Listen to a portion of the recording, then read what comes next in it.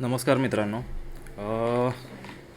आपण गेले काही आठवडे विकली ॲनालिसिस बघायला लागलो आहे. ओके. त्यामध्ये जर काही गेल्या 2 आठवड्याचं जर बघितलं आपण तर 2 सिनॅरिओ दिले होते बाईंग सेलिंगचे.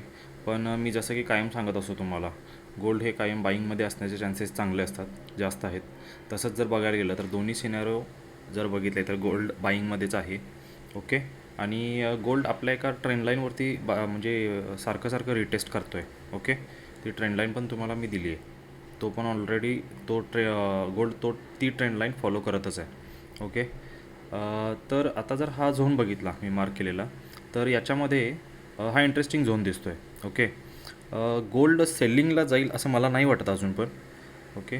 तर एक रिटेस्ट येईल छोटा, त्यानंतर गोल्ड परत बाय साईडला नवीन एक ऑल टाईम हाय क्रिएट करेल अशी अपेक्षा आहे गोल्डमध्ये. ओके.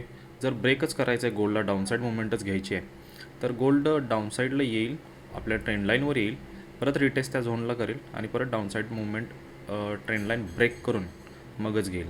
ओके. पण तरी पण मला असं वाटतं की गोल्ड हा बाईंगमध्येच असेल आणि आपण कॉल्स ग्रुपवरती कंटिन्यू देतो आहेस, त्यामुळे ते फॉलो करत राहा. ओके. दुसरा जर पेअर बघितला आपण तर GBP JPY. Okay. Last week आपण सांगितलं होतं, एक झोन दिला होता, हा इंटरेस्टिंग झोन होता. ओके. या झोनला मार्केटनं ब्रेक नाही केलं. जर ब्रेक केला असता तर रिटेस्ट करून परत आपल्याला डाऊनसाईडची मुवमेंट मिळाली असती, जसं प्रिवियस वीकला मी सांगितलं होतं तुम्हाला इथं, की जर गोल्डनं ब्रेक केलं तर रिटेस्ट करेल आणि डाऊनसाईड मुवमेंट घेईल. आपण विकली जर ॲनालिसिस आपल्याला बघितलं ना, तर आपण जे डायरेक्शन सांगितलं आहे मार्केटनं कधीही वीकमध्ये ते डायरेक्शन सोडलं नाही. जर बाईंग साईडला गेलं तर बाईंग साईडलाच गेलं आहे, जर डाऊन साईडला गेलं तर डाऊन साईडलाच गेलं आहे. ओके. तर आपलं डायरेक्शन जे आहे ते परफेक्ट येते. ओके. इथं पण आता डायरेक्शन आपण फर्स्ट सांगितलं होतं सेल साईडला, मार्केटनं परफेक्ट सेल साईडला मुवमेंट चांगली दिली होती. ओके. इथं आपण लास्ट वीकमध्ये सांगितलं होतं सेल साईड वाटत नव्हतं कारण बरंच फॉलिंग झालं होतं. ओके. बाय साईडला जाण्याचे चान्सेस चांगले होते. तसं जर बघितलं तर डायरेक्टली मार्केटनं गॅपअप केला होता आणि गॅपअप करून ते अजूनही वरच आहे. ओके. आत्ता जर या वीकचा सिनॅरो बघायला गेला तर 2 सिनॅरो दिसत आहेत. एक इंटरेस्टिंग झोन आहे इथं आता हा. या झोनला मार्केट रिटेस्ट करेल आणि डाऊनसाईड जाईल असं वाटतं आहे, कारण अपसाईड मुवमेंट नाही वाटत मला तरी सध्या. ओके. त्यामुळं जर ब्रेक केला तर प्रॉपरली रिटेस्ट करून तो वर जाईल, पण डाऊनसाईड मुवमेंट राहण्याचे चान्सेस आहेत. बघू आपण वीकमध्ये काय होते. ओके. नेक्स्ट पेअर जो आहे तो युरो USD आहे. ओके. युरो USDमध्ये पण आपण लास्ट 2 वीकपासून ट्रेड्स देतो आहे.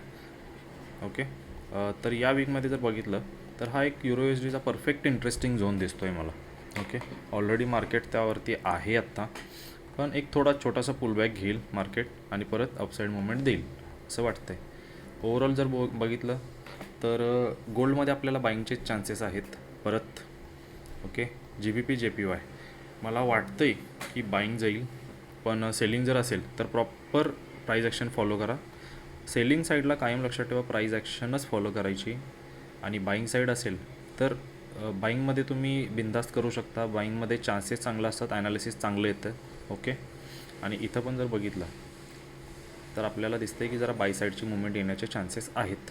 ओके. तर अशीच विकली ॲनालिसिस फॉलो करा आणि जे कोण आपल्या ग्रुपला आहेत त्यांनी व्यवस्थित काहीतरी त्याला सेपरेट टोन लावून ठेवा, कारण आपले ट्रेड्स जे येतात आता लास्ट वीकचा वीकेंड जर बघितला आपण तर त्या दिवशी 3 ट्रेड दिले होते. तिन्ही पण स्नायपर एंट्रीज होत्या, त्यामुळं एंट्री मिस झाली तरी पण तुम्हाला ते मिस व्हायची नसेल तर स्पेशली त्यासाठी काहीतरी अरेंजमेंट करून ठेवा. ओके. आणि म्हणजे आपले कॉल्स कशा पद्धतीनं असतात याच्यावरती एक डिटेल व्हिडिओ येईलच परत, त्यावेळी मी तुम्हाला त्यामध्ये डिटेल सांगतोच. ओके. सो लाईक करा, फॉलो करा, सबस्क्राईब करा आणि आपल्या मित्रांना शेअर करायला विसरू नका. थँक्यू.